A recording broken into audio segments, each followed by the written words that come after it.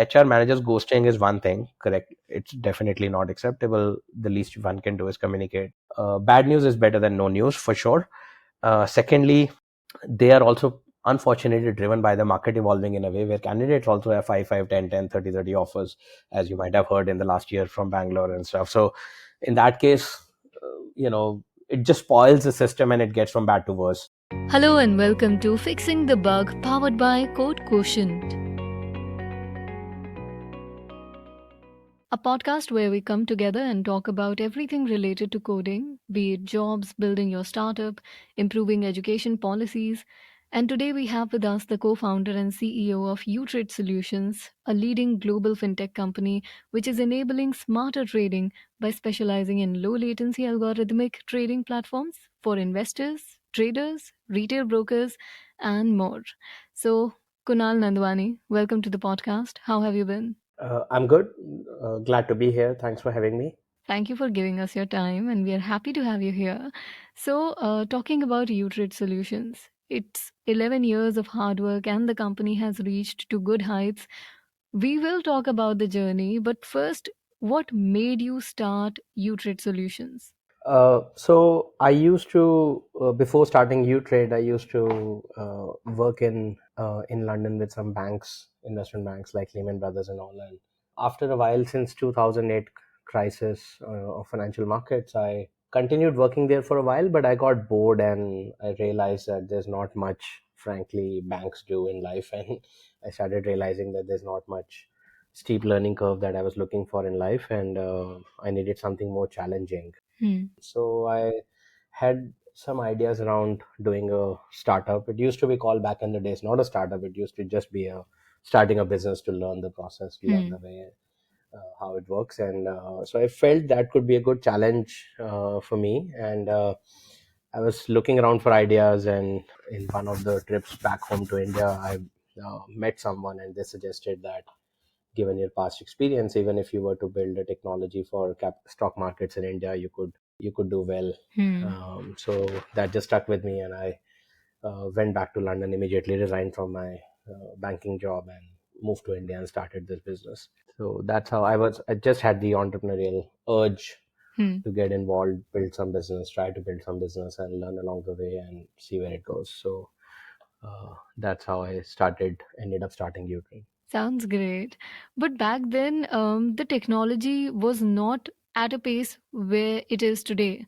So, how did you integrate the technological aspect and what brought you closer to technology? So my background is like probably many Indians, computer science engineering. So I was familiar with and user of closely had worked with some technologies even in my jobs within the banks. And though I was not coding myself, I was not really a software programmer as such, more on the business Hmm. side.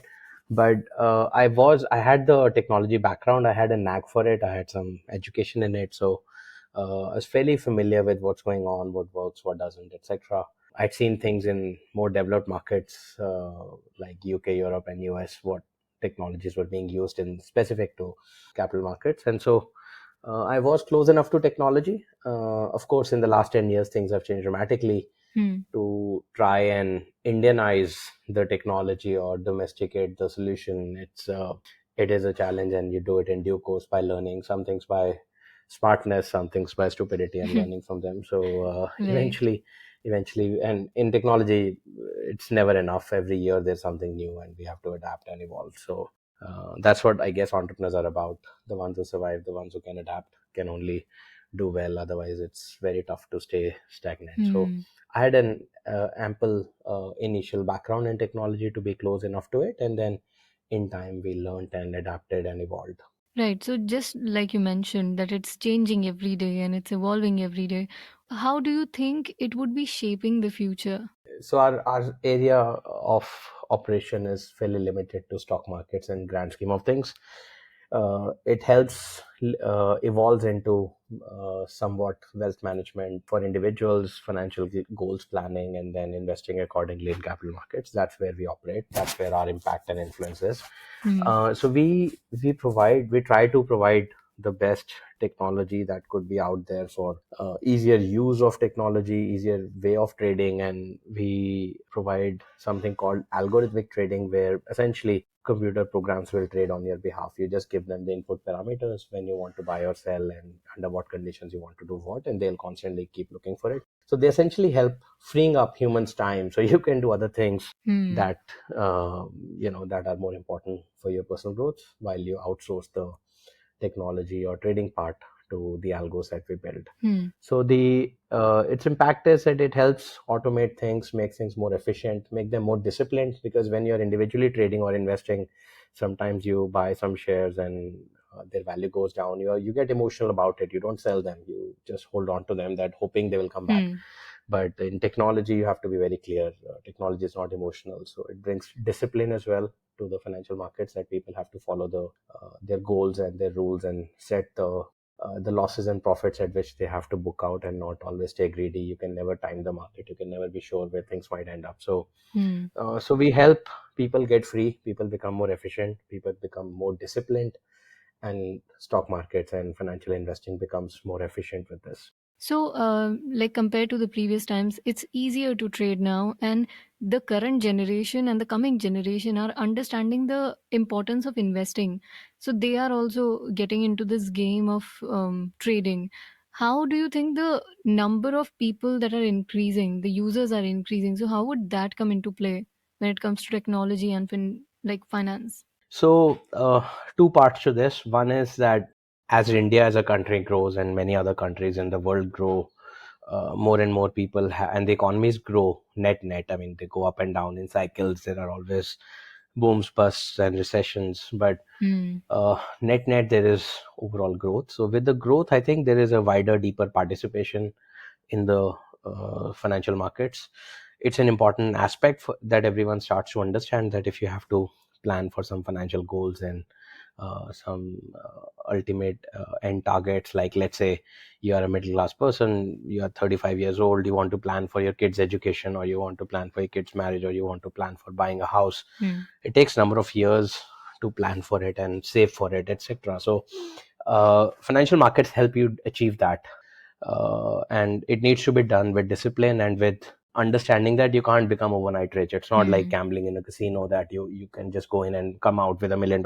It's not going to happen. But every year you have to do savings. You have to diversify and put your portfolio of whatever savings you have across fixed deposits, across mutual funds, across stock markets, depending on your understanding and risk appetites and other things. So this market, as you've rightly said, is growing dramatically. Hmm. Technology helps us achieve that. And secondly, I think the younger generation, the millennials as we call it, or whatever Gen XYZ we Hmm. call them now, they are Right. they are born with mobile phones, with internet at Hmm. their fingertips, and with gaming consoles and so much technology around them, the smartwatches and everything, that they have a different way of thinking about the world. If they're interested in stock markets or investing or anything, they want to do it with the same technology. So you have to be Hmm. on mobile app. You can't say that open a desktop terminal. They'll not never go there. Yeah. You have to be on their mobile. It has to be super convenient. It has to be at their fingertips. So that's one thing where the technology has to be adapted towards the younger generation, while of course continuing the support for the relatively speaking older generation as Hmm. well, who wants to still access the same things. That's one. And secondly, the younger generation today wants to own less, but they want a lot of kicks every day. Kicks as in more adrenaline rush through Hmm. social media, through gaming.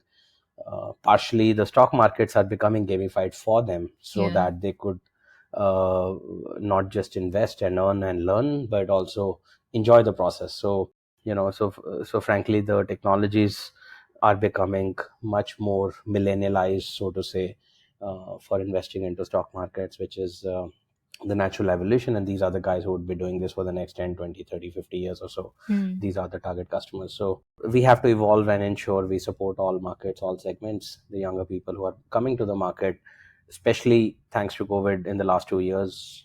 While it's been unfortunate in many other ways, but Yeah. the digitization has accelerated due to COVID. And Hmm. with that, and a lot of people sitting idle at home or relatively getting more times at their hand have come into capital markets. So in the last 2 years, there are more new retail investors that have come to the Indian market than they came in the last 10 years. So last 2 years have certainly shifted the balance in the favor of wider capital markets participation, and it's likely and hopefully going to grow from here on. Maybe not at the same pace, but at some slower pace and more sustainable pace. So technology will play a big role in connecting and reaching out to these millions and millions of users.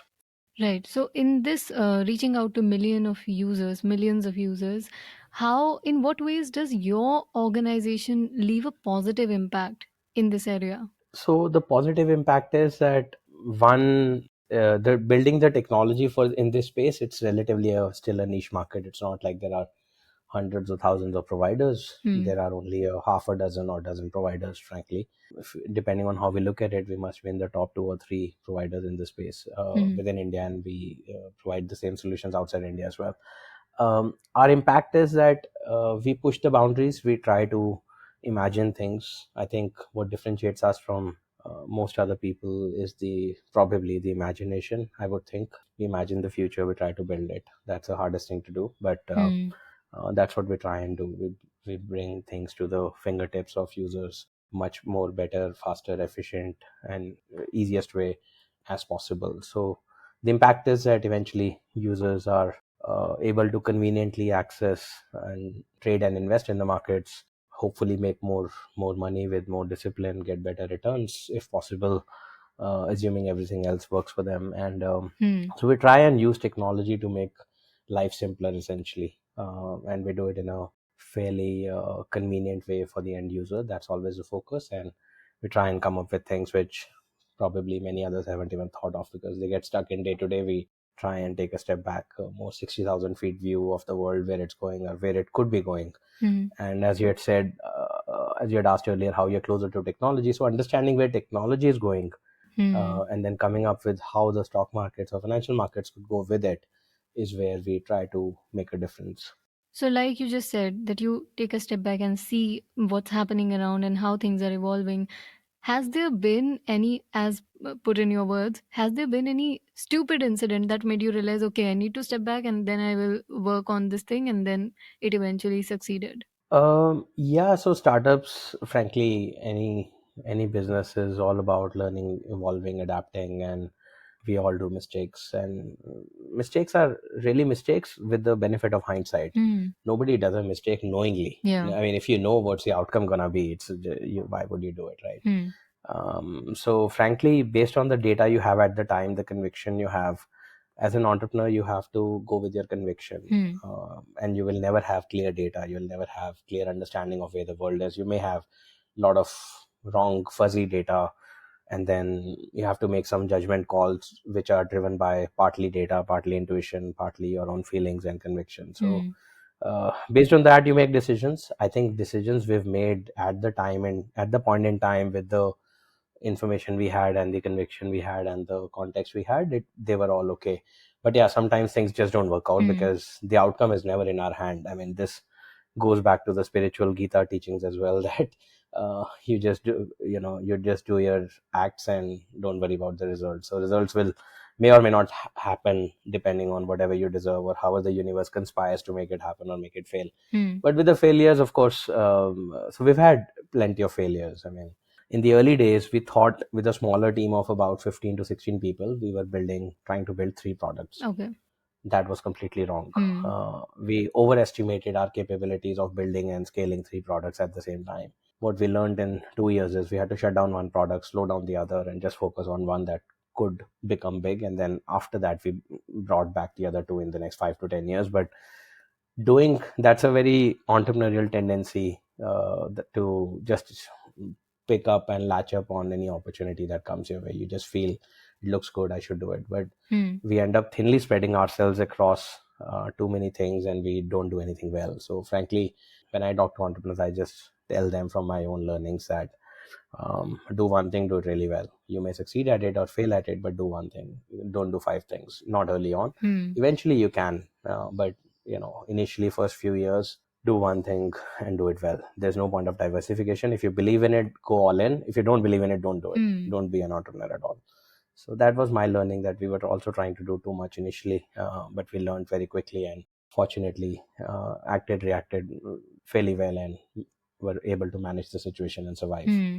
So if I, being a person, do believe that I can do this one thing, what would your suggestion be? How can I turn this vision that I can do that thing into reality? What would be the key pointers that I can focus on? So um, you eventually, what makes things work, so the stats are in front of us. Everyone knows about 99% startups shut down in the first 3 years, Hmm. and everyone when starting believes they can do it, right? Yes. Clearly. And of course, unfortunately, statistically 99% don't achieve that. Hmm. I think the point is that few things, I would say the biggest factor for me is the motivation. Hmm. What is it that you're trying to do? What is your vision? Why do you want to do it? If the motivation is that you saw somebody else make money from it, Hmm. or you saw somebody else get famous while doing it, it will never work, because that's not a deep enough motivation. Because being an entrepreneur is hard. It's really hard. You have million problems every day, every year, every month, every quarter, and you have to keep solving them without expecting anything back. And Hmm. all your focus initially first few years is to survive and survive. So I think the looking inside inwards, finding your true motivation, why you're doing it for the learning, you're passionate about solving a problem, Hmm. you want to do it because you believe in it. Some real deeper motivations help. If the inspiration is not really true and internal and just externally influenced by money or something else, it is not likely to survive. Hmm. So I think the better, deeper, more connected motivation you have, likelihood is that you won't worry about the result. Then all you want to do is try doing it, Hmm. and essentially, the willingness to fail will give you the strength to succeed. Nice. And hopefully, you can persevere for long enough.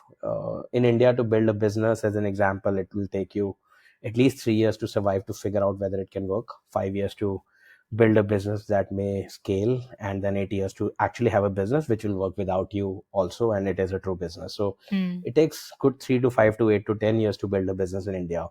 Who wants to go through the pain of crazy challenges every day, every week, every month, and just keep going? Hmm. Perseverance is key, and perseverance comes from great deeper inspiration and motivation. So if that is right and perseverance is fine, you will hopefully do okay, and learn or bring in enough smart people around you as mentors, Hmm. advisors, your team members, etc. You would eventually do okay. So, what has your inspiration or motivation been? Who or what has been your source? So my inspiration in the last 10 years has evolved while running this business. And that's the right thing, and it's an okay thing, because if you're not growing, Hmm. if your thoughts are not evolving, and you stay with the same thoughts you had 10 years ago, even if it might mean that you're making a U-turn on certain things you believed Hmm. in, that's okay. That means you're growing, right? You're learning.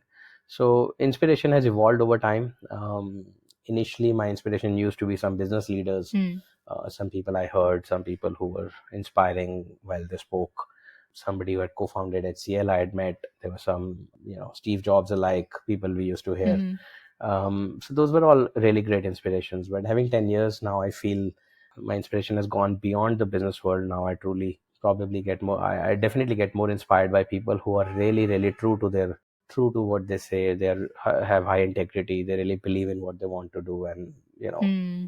you do the talk, you talk the walk. You just don't say things to achieve an agenda.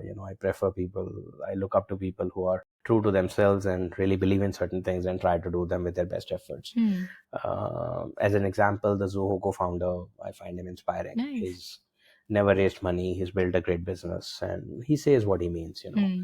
And I mean, again, I don't know him personally. I don't know enough under the surface. There may be other parts to it, but I think that's something I find inspiring. Hmm. Otherwise, personal inspiration now for me comes from more spiritual side of things, more inner journey, more connecting with oneself and trying to figure out our true purpose of life, and evolving and working towards it, I guess. So it's become a bit spiritual over time, but we'll see how that evolves. But it's still the combination of the outward life and the inner life Hmm. that one has to balance with. That's what we humans, I believe, are meant to do.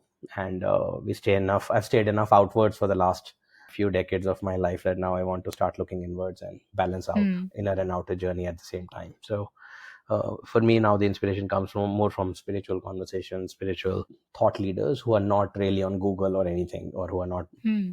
presenting themselves as leaders, because there's a lot of snake oil people sell just with these talks. So I really want Hmm. to learn from people who are truly nowhere available. Otherwise, they are all offline. There's a world outside Google which I believe in, and I think that's where the true magic happens. Google is just reinforcing, otherwise they have billions of people's thoughts with each other, and just This comes across in a quite interesting manner because you are someone who has been with technology for a very long time, and yeah. now you're going back to the Hmm. Stone Age ways. Yeah, I mean, so technology meaning, so what I'm trying to say is, imagine how does Google work? And I'm taking Google or Facebook, anything as an example only. Look, you Mm-hmm. search something on Google, example, say stock markets, or you want to search spiritual leaders. Hmm. Who do you think, search spiritual leaders? I've not done it, by the way. Hmm. Who do you think will come on the first page? On the first page, the people that would come, I don't care who they are. It's not specifically about them, but whoever they are the ones who have spent money in SEO. Yes. If you are a spiritual leader, frankly, the first thing you would know is that you don't need to advertise, Hmm. right? The real leaders in the past 30 years ago were not advertising on newspaper. If they were most likely the corrupt ones or the fake ones, right? Hmm. Generally speaking, today we don't go to second page of Google, right? The Hmm. easiest the what is the best place to hide anything in plain sight? Put anything on second page of Google, nobody will ever find it, right? Nobody Hmm. goes to second page. So everyone going to first page of someone who has paid to get there, Hmm. and then everyone clicking on it just reinforces that, yeah, this is the right guy, this is the right talk, right? Hmm. How is it letting you learn anything new beyond the first page? The point I'm trying to make is not for Google or for a spiritual leader or for a stock Hmm. market advisor or anything. All I'm trying to say is that what we see, we don't need to necessarily believe what we see, and the real magic, innovation, creativity, original thinking happens outside of internet. Hmm. It is not on internet. On internet is a great tool to find some basic information, to connect with people, to do stuff, etc. No problem there. I'm Hmm. not going against it, but I'm just saying that, if as an example, if I'm trying to learn about spirituality, Hmm.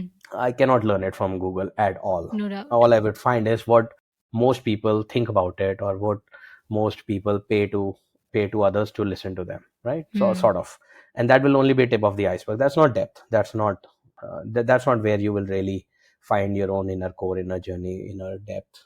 It is just Hmm. the tip of the iceberg. It is just, sort of, for the lack of a better word, it would be consciousness for dummies or spirituality for dummies, and it will, if you're happy to stay dumb, sure. That Right. suffices millions of people, and that's okay, works for them, no problem. But I truly believe in first principles, a lot of deep thinking, a lot of really going after the fundamentals, and then building something up from there, or learning from there. Right. I also feel that these questions that are related to our life and how we contemplate on things can only be answered through ourselves or when we discuss it with people. Like if I, for example, I have a startup and I'm struggling through certain things, I can't type on Google on how to deal with the bad days. I need to speak to someone who has already been through these days, and then that person can guide me through, right? Exactly. And people who've gone through these days, Hmm. if they've made it or not, success is always subjective depending on how you look at it. Hmm. In my view, the truly humble people, not the humbled ones by becoming 40 under 40 or Forbes or whatever. Hmm. Hmm. That's not humbleness, by the way, at all. By putting that on social media, etc., it's not. It's clearly show off. It's achievement, but eventually, if you keep on boasting about it, it ends up being. Exactly. So, and these were not anybody's ever real goals. Nobody starts by saying that I want to be Forbes 40 under 40, or Business World 40 under 40, Hmm. or 30 under 30, or 20 under 20, or whatever. Right. Um, you may end up with 5 under 5, or somebody in mother's womb also getting Yeah. some awards. So these are just adrenaline rushes that you get, the that social media has made us so hooked onto. These achievements are only achievements because they are external. They were influenced to you. Somebody would have sent an email to someone saying that you can participate in this. If you buy this much of advertising space, or you pay this much, you can get this award, right? This is how it works, Hmm. clearly. So it's not a real achievement that was set out by one person in one's goal. If that was and as I said earlier, if money or such fame is your goal, you'll not go too far. More likely you'll not, Hmm. right? You may get lucky, who knows, but I don't think this is how a real business could ever be built. point I'm trying to make is that coming back to your question, I guess the diamonds are found in the coal mines, right? You have to be, they're not just lying as bright stars on Google anywhere, right? More likely they will not be real gems at all. So frankly, if you're not having to work hard for it and everything's coming your way with so much convenience, clearly you need to question if it's the right thing you're looking at. Right. And eventually the depth comes from experience. Experience comes from hard work and perseverance and long process and journey. And eventually everyone stumbles on those people who can help them, whether it's a startup, whether it's a business, whether it's a learning anything else, a spirituality or anything. My view is that whoever is trying to sell that as a service, just software as a service or spirituality as a service or whatever, SaaS and all those things, who is trying to sell has a clear agenda. And when things start with an agenda, they become transactional. And when they're transactional, they're not really in depth, and they're not really rewarding, and they're not really enriching anyone, I believe. Sometimes it could be, I'm not saying, depending, everyone doesn't want to go into depth of everything. So for those, maybe as I said, the consciousness for dummies or startups for dummies will work, no problem. But sometimes the real thing will only come from someone who's not necessarily raised more money, for sure, but who's actually built a real business without raising money. I would value that way more any day. Right. So I would take this cue and ask you, in your like the initial days must have gone through really hard days. How did you deal with them? How did you persevere through that time? What was your anchor through that time? I think what kept me going to a large extent was the people around me. Fortunately, I feel I had some great people around me, my co-founders, some of my partners, investors, team members, clients. Some of them have become friends for life, and they're really truly gems of people. And I think just working with them, continuing to work with them, kept me going. I guess that was my biggest motivation. But otherwise, net, it's not easy, for sure. I mean, having spent 10, 11 years trying to build a business in India, where India itself is hard in many ways for entrepreneurs, it's not easy. And then building a business anywhere in the world is not easy. So it's super hard. Somebody asked me the other day if I had to rewind the clock and go back and do this again, knowing everything I went through. And personally, I do believe I've come out on a positive side after 10 years or so. We've merged with a listed entity. We've got a fair exit, sort of, so to say. But I still think it would be too hard for me to do it again. It is very hard. That's why I tell all the entrepreneurs, when they want to do something, I just ask them, why do you want to do it? If you don't know the answer to why, not just a fake why answer that I really want to change the world, or I want to disrupt the world, or I want to bring efficiency into this business or whatever. These are just fake answers, frankly. If you can't go deep inside you, and you can't answer that, you're not ready for it. So what kept me going personally was, coming back to the question, was the people around me that inspired me, motivated me to keep working with them as a team. And the team motivation and spirit kept me going. Like most other entrepreneurs, I guess, I've had my fair share of tough times. We worked terribly hard. We got lucky as well. We need luck to survive. A lot of stars need to be aligned for a startup to survive 10 years, for sure. But eventually it's okay. But it's really hard for anybody willing to do it. You must be willing to take a lot of crazy stuff in your life and go through it, take punch after punch, and still keep surviving. So perseverance is key. Even today, I feel you might have days when things are not as you would want them to be, and they take a toll on you. So in such a scenario, how do you unwind through that? So what I didn't have 5 years ago, 10 years ago, was somewhat more a spiritual journey, spiritual experience, or spiritual thought process, which now today all it happens is, let's say I'm working with you, you're not doing well, or you're not doing as per my expectations, or the results are not happening. I think after a point, I do a few things. One, try to not take anything too seriously, in the sense that, not that I'm not serious about work and business, you have to be, otherwise you won't survive, but in the sense that I don't take outcomes too seriously beyond a point. I don't worry about the results. I can take some failures. I can accept some things which are not perfect, because I truly believe what we can do is action. Results is what you have to just start accepting. We'll get what we deserve, Right. whether it's karma, dharma, whatever you believe in, but eventually we'll get what we deserve. And only actions is where we can make a difference. But after the actions, if there are problems with peoples, with systems, with things here and there, it is what it is. Don't worry about it. I mean, I think we get too stuck to small things many times. We get too emotional about things. Hmm. We have to eventually let it go. Learning to let it go and just move on is crucial, and trying to forget it if it doesn't teach you anything or doesn't help you anywhere. Right. So I think over time I've just learned to accept whatever happens, and then do our best, still change course of action, change things if we can, internally, externally, whatever is in our control. But many things are not in our control, so we Hmm. can't do anything about it. So just go with it. Accept we'll get whatever we deserve, and just get on with it. So that's broadly what I try and do these days, and it works okay. And eventually, also one other thing I do is in making some decisions, especially some big ones, I give it some time. I don't try to make them instantaneously. I take a step back, sleep over it, Hmm. spend 1 to 3 days, and then make them. It helps me somehow sometimes get more inner calling, inner voice, inner guiding light, the gut feeling, as we call it, Hmm. and I follow my gut. Hmm. There may be as big a deal as anything. I don't worry about transaction size or anything. If my gut says no, it's a no. If Hmm. my gut says I don't know, then it's a no. If my gut says yes, we go ahead with it. So frankly, that's my biggest mentor and guiding light these days, and it helps many times. It usually is correct. It is always correct. It has survived millions of years of evolution. Hmm. Our gut feeling is more critical than anything else. We just don't value it. We just value the people in front of us lying to us or offering us more greed and other external circumstances, which we fall for. Hmm. I try and not fall for anything. After a point, I just say if I don't like it, if I don't feel like it, I won't do it. Right. So this all was about the company and you, and now when we come Hmm. to the team, because the team is essential for the growth of the company. So when it comes to your team, how what all things do you keep in mind before you hire someone? I only look for two things. We have a, relatively speaking, a longer process and a process that people go through. But essentially, eventually, we are trying to look for two things. Hmm. One is attitude, second is aptitude. Hmm. Aptitude is that you can put two and two together, solve a problem. And attitude is you want to do it, Hmm. you will do it. That's it. Everything else is available. You can find and get done. If you have the attitude that you want to solve problem, you want to do the work, you will figure it out.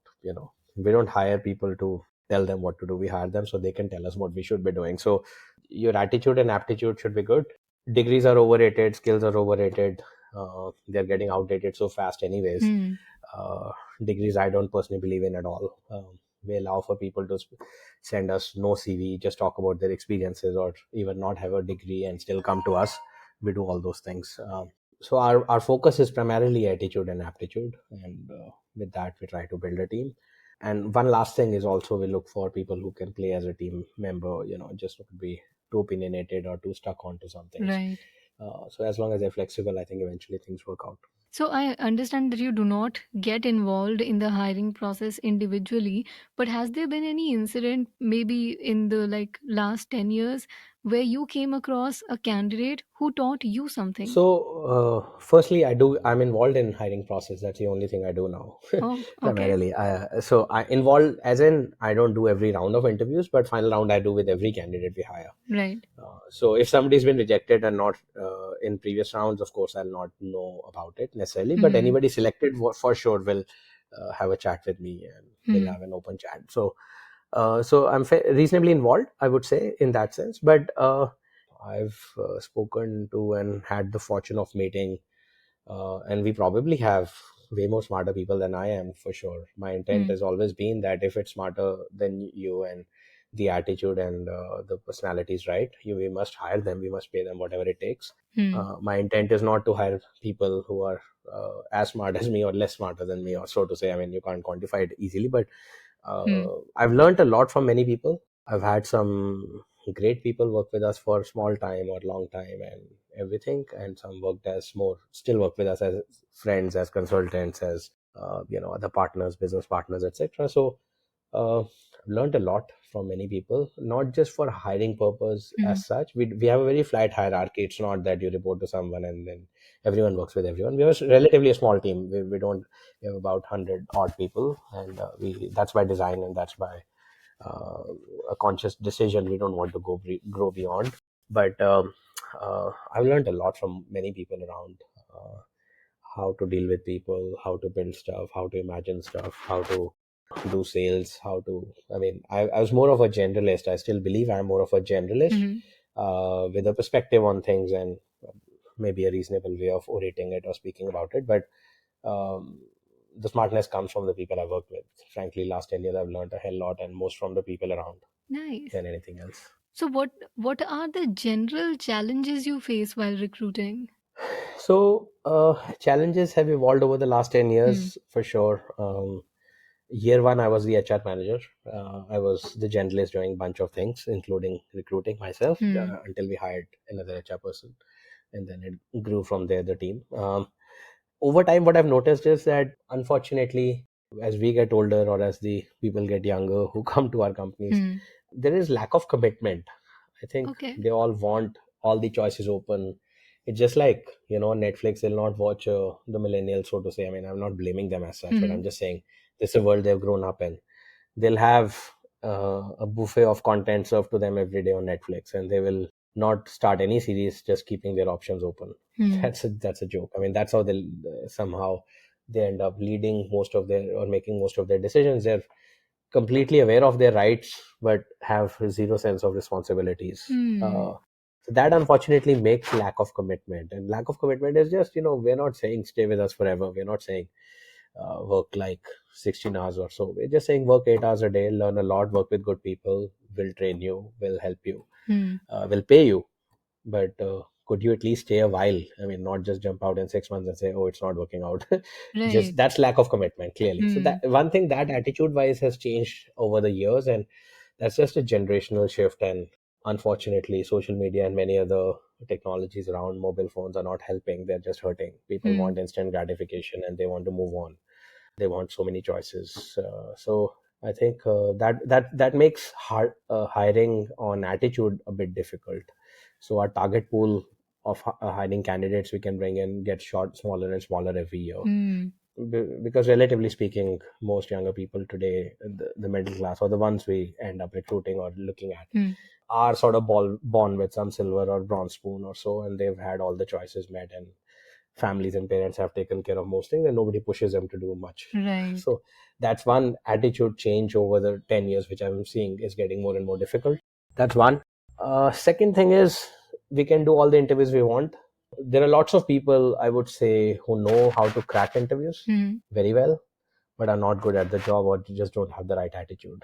So Even I have seen that. yeah, only way you ever discover it is make some bets, they hire some people and see how they perform. And if they don't, it doesn't work out. It ends up being a lot of waste of time and resources on both sides.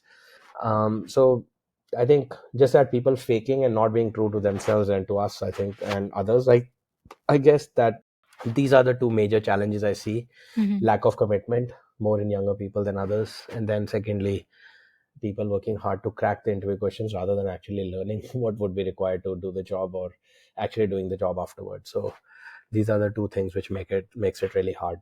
Right. But do you think there can be, like, can we come up with something which would help us test the candidate on their soft skill or being a cultural fit, something like that? Yeah, we try and do that. I mean, I think it's harder to standardize the process, because the moment you make a process or a standard system, it becomes vulnerable to hacking, right? Right. Somehow. I think what we try and do, I'll just share, we speak to the candidate, especially in the final discussions that I have, just about anything and everything, and just see how honest, integral, how comfortable, how, how they come across as a human being. Hmm. And then we try to connect them at a human level and not just ask questions. Okay, what are your degrees, what are your strengths, weaknesses? I mean, those Hmm. are secondary. Those, I don't think one needs to ask at all. If anything, one should get away with it, because one should never ask it, because these things are completely irrelevant and fake question, fake answer, right? So Right. we try to ask questions which they've not thought of, and then we see how they think, how they act, how they react when people don't know the answers. This makes me like go back to the recent interview session I had, and it was exactly this. Like the person did not ask me any question on what my strengths are, what my weaknesses are. Hmm. They just they started talking to me with Hmm. the tell me about yourself, and when Hmm. I started with it, they took one direction and they grilled me on that direction. Hmm. Hmm. That grilling part was really hard. Yeah, so we don't necessarily, I mean, grilling is good because then you see how deeply you think you know something.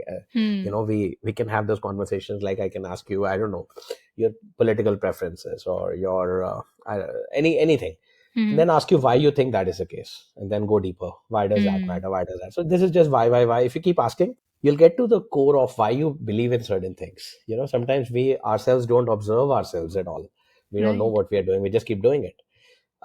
This way of detailed observation and critical questioning leads to that. But we end up even asking some more fairly different questions. We truly think ourselves are crazy. Imagine we are starting life on Mars, which Hmm. is possible in the next 5 years or 10 years, or maybe at some point, right? Right. You are head of implementation. Hmm. What do you think you need to worry about? Interesting. You're taking humans on Mars. What all you have to think about? So people end up thinking we need to have food, water, air. Okay, Hmm. then you have 500 people. What's the system between them? Is it a democratic system? Is it capitalism? Is it how are you going to run the people? Because people might kill each other off if you don't. The politics will happen, No right? doubt. So think about many things which you've not thought of. What are your survival instincts? What makes humans take on the planet? So you need to go back in history of evolution and many other things to actually come up with great answers Hmm. or great thought processes. We don't There's no right answer. Right. Right. It's not about having the right answer or wrong. It's just about having a thought process and then going with it and going deep. So we also try and do such open-ended random conversations and see where they go. If we end up enjoying the conversation, means the person is clearly Hmm. a must hire, because we are enjoying the conversation on something nobody has ever thought of or spoken of, right? Which is Right. not on Google for sure. Hopefully not. Quite imaginative. We work a lot on imagination, not work as in we just enjoy doing it, and we end up having some interesting thoughts and ideas, I guess. Right. So this was about you expecting from a candidate. How about if we reverse the role? What should Yeah. a candidate expect from a company? So comes down to the candidate's preference. Unfortunately, the number one thing they look for is just the package. I'm getting 100, give me 150 or 200 Right. or whatever. Or I'm getting 100, I have three offers at 130, two at 120, 140, get me 160 and I'll join. Whatever. I Hmm. mean, that's just become a norm in the last 3 years, especially. And it's really unfortunate. I mean, partially I understand people have desires to satisfy their financial goals. They have to go through it, Hmm. but equally they're missing on the opportunity for learning and growing as a human being, working with great people, working on ideas that inspire them, on the businesses that could be inspiring, working in great cultures. uh, I think as a candidate, if I were a candidate today, Hmm. I would probably look for the whole package. I mean, I'm happy even if I'm getting 100, I'm happy to go at 90 or 80 or 50 or no Hmm. money. If I'm getting what I really enjoy, then I don't have to work a day. I'm just having fun. Exactly. As long as, of course, I can manage my financial goals and expenses and pay the bills, so to say. So I think looking at it as a package, what kind of people you're going to work with, what kind of business vision they have, what are ethics, what are their morals, what are their culture, what is their culture. Hmm. These are some important things we stress a lot on when people ask us. We definitely give very detailed answers, very true to what we believe is happening, and we ask them to feel free to interact with other team members if they believe this is true or not. Because there's one thing, me as a CEO saying that Hmm. yeah, we are good or we are bad or we do like this, we do like that, but if others don't believe in it, then it Right. means I'm just being delusional, right? So I encourage them to go to LinkedIn, find people they might be connected with or not, or go to any other place and then try and validate with those people that if they believe, forget the package and other things, if they believe that the core values they are trying to connect with Hmm. are truly in the company or not. That's the best validation. I can't fake 100 people's opinion, hopefully. And hopefully they would tell the truth what they believe in. So Connecting on LinkedIn, I think, is a great way of understanding how the company is, what their environment is, and what kind of people are there, whether you would be able to interact with them, gel with them, or not. yeah, definitely. I mean, I would love, I mean, nobody has asked me till date. We have offered this to a few people that Hmm. come and join us for a day or a week or a month. We'll pay you, we'll take care of you. Come Nice. and work and see how people are, how everything is, because that's the best way. This is the best courtship you can have before you enter into an employment or so. Hmm. So we offer that. Nobody has asked me ever for this. That look, I like it, but I'm not sure. Can I spend a few days? Because unfortunately, the world is fairly transactional. Thanks to capitalism, they just want to get done and move on and Hmm. not spend days thinking. And They're just too worried they'll lose time. 2 days, what difference will it make? Right. So I think this could be a good way of having figuring truly each other out rather than just faking it in a few hours of interviews. I think this is very important because what happens is I've seen it in some other company that a person joined, they were okay with the package, they were okay with everything. They relocated to the site location. They did not like it. They said, "We want a week's leave." They left with their baggage and never came back. Now that's a worst thing a person can do in my view. You have a right to quit. You have a right to quit. Right. But why would you not tell the person that you're quitting? Hmm. Company has a right to fire you. They'll have to tell you, They right? will tell They'll have to you. tell you. It's both ways. I mean, this is what lack of commitment is. Hmm. And somehow, I believe in karma. Your actions will come around to you at some point Hmm. when you least expect them. So it's not needed. Why don't you just tell them, look, here, it's not working out. I want to do something else, or its location is not suiting me, or this is not suiting me. Hmm. Maybe they would relocate you. Who knows? Maybe they would, or if you are interested in trying to make it work, look, this is like family, right? Think Hmm. about your family. You may have arguments with your family, but you don't leave family. You stay with them and you work things out Right. eventually, right? For most families, most people in any family, right? This could be true in your clan, in your friendships, in your relationships, in your employments, in your anything. Hmm. You have to try to make it work. You've spent days, weeks, months, years getting into some company. Why would you not be honest with them? Assuming they're obviously being honest to you. Okay, it's Hmm. a different story. If they are lying, then obviously you can't reciprocate or anything else. But if they're being honest to you, the least you can do is just tell them the truth. Look, it's not working. I'm sorry. I'm gonna move on. Hmm. Let me know what's the best way to do that. I mean, I have 11 years of recruiting experience. I've done tens of thousands of interviews Hmm. personally, some longer than others. And unfortunately, with experience, we can figure out in seconds when one is lying. Hmm. And when we feel we know that, we just let it go. We just say, no point. I mean, if somebody's integrity allows them to lie and unnecessarily, there could be sometimes valid reasons for it. But if somebody's attitude is only that, then you just have to let it go Hmm. and believe everything happens for a reason. Lack of commitment from the employees end, and then there's ghosting nature of the HR managers. What about that? Why do they not say no when it is a no? Unfortunately, companies are also not firm in their decision making and timely in their decision Hmm. making for the most part. What happens is, I'm not saying it's right or wrong, I'm just explaining the potential reason behind it as I understand it. Hmm. Let's say I'm an HR manager. I've been given some positions by some senior people in the company to hire for these roles and that Hmm. roles. We are interviewing. I've got some candidates who are interested, who have interviewed. Some have said will join in 3 months. Some have said, there are 5 open positions. I've hired seven Hmm. people. Now, because out of those seven, I've no idea how many will join. Right. I have to keep the options open. Okay. I have to ensure that in 3 months, if half the people drop out, I could go back to the existing candidates. Hmm. Now, I'm not justifying it. I'm just saying that they would not close the process or give a final no as they should. But at the same time, I'm not saying there's any excuse for not letting the candidates know that you are in a wait list. Hmm. We will know in a month or two. And if you can wait with us, bear with us, great. If not, you have to make your decisions, you can. But I would be happily confirming back to you in 2 months or so. That's the least a human being can do, and one should do that. Informing is the right Informing, way correct. forward. So anybody not reverting, so in our team, it's mandatory that within a week we have to revert to all HR, all team members, all Hmm. applicants who have spoken with us. Of course, if we get lots of CVs, we are unable. We get thousands of CVs. We can't Right. respond to everyone. But if we have not shortlisted a CV or it's only been in consideration, we've not spoken to the candidate, we don't Hmm. try to get back because it's just too much. But otherwise, we try and make sure we communicate with the candidate and tell them position is being looked at. It'll take 2 months or so. It'll take maybe 3 months, or it may take a day, or it may take a week, or whatever it is. We try to, at least I try to tell the HR team to follow this process. I'm not able to every time check it, and sometimes candidates reach out to me and say your team did not revert, and then I Hmm. look in and try to resolve the problem and everything. But we definitely try and do that. I think the problem is it's a two-way problem. Hmm. HR managers ghosting is one thing, correct? It's definitely not acceptable. The least one can do is communicate. No news is bad news is better than no news for sure.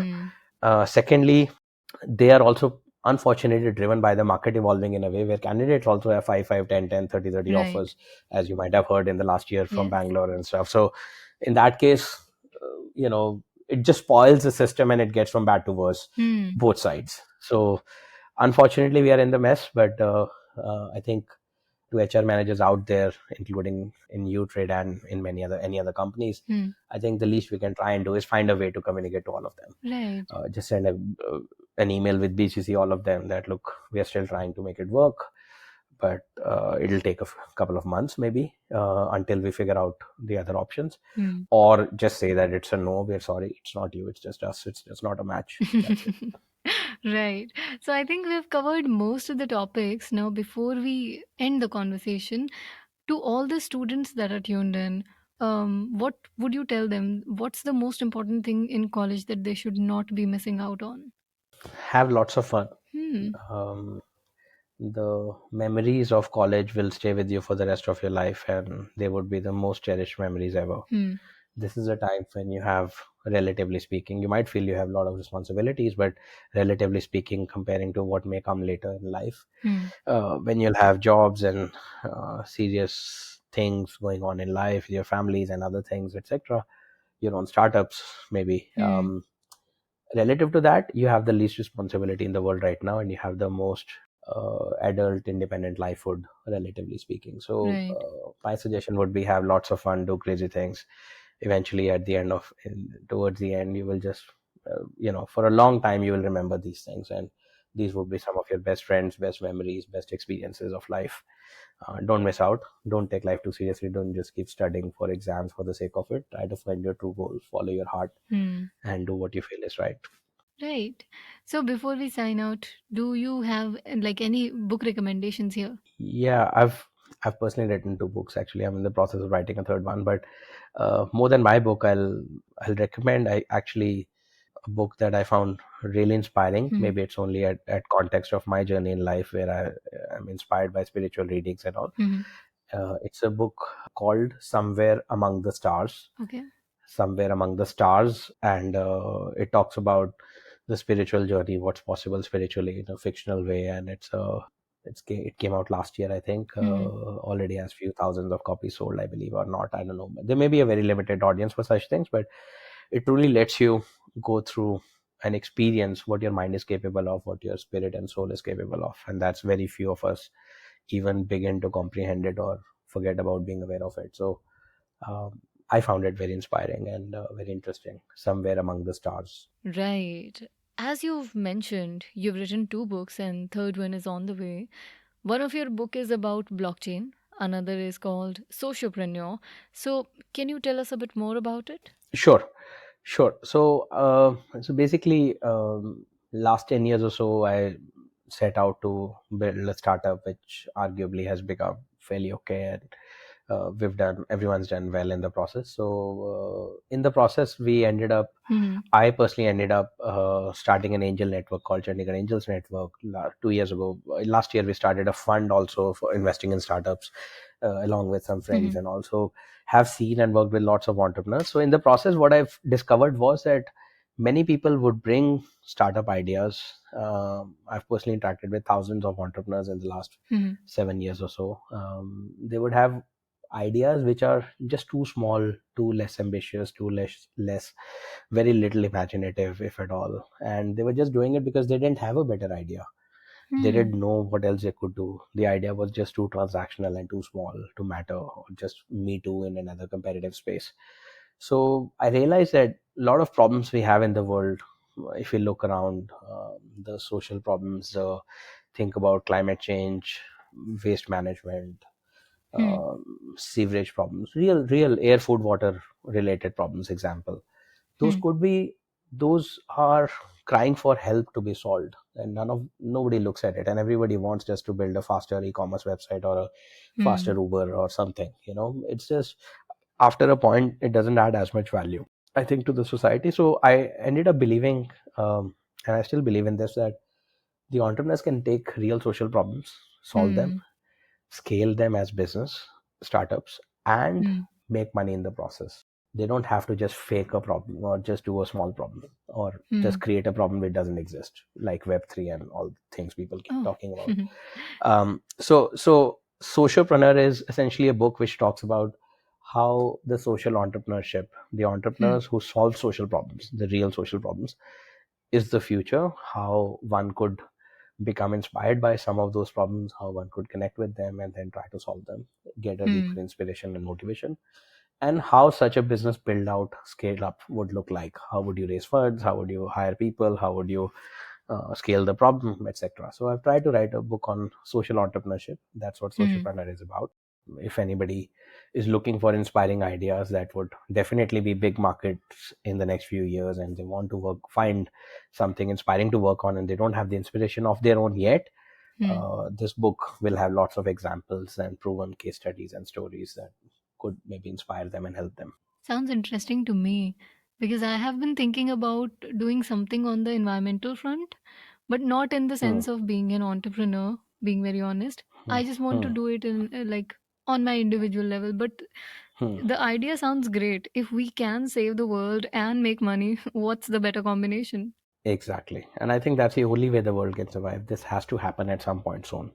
And beyond the fake words of ESG, environment, whatever the governments and VCs keep coming up with, beyond the words, it has to really make sense and matter and be real. So Okay. And any movie recommendation here? I'm trying to think. I have lots of movies I like, but probably probably the one movie I think I can recommend, given it's a startup and some business talk with some people, is and motivation and perseverance, is a movie called Pursuit of Happiness. Oh, That's by it's a Will Smith. lovely movie. Yeah, so I think that's a good movie for people to read, to understand that how life can become really tough, and if you survive it and ride through it and do your best you can, eventually things may work out. And nothing Hmm. is permanent in life, not your pains, not your challenges. Eventually things tend to work out. Time is the biggest healer. So it's a good story of perseverance, I guess, which we talked quite a bit about initially. Inspiration, motivation, and also I think Pursuit of Happiness is a good movie people may watch if they haven't seen it. Perfect. And on that happy note, I think we may end the conversation. It was lovely to have this conversation with you.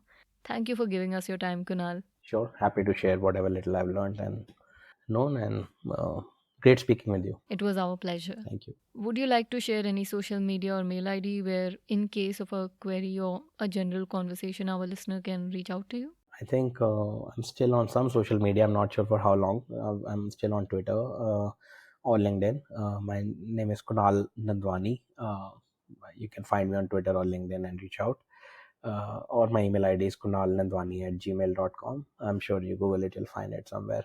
Yeah, feel free to reach out. Happy to connect and help out if I can, or share and learn. So that's about it. I hope you had a good, infotaining experience in this conversation just as much as I did. And if you have any query, question, suggestion for us, drop them at www.codequotient.com. That's all for today. We'll meet again soon. Till then, keep coding, keep learning, and keep fixing the bugs. Fixing the bug. Powered by Code Quotient.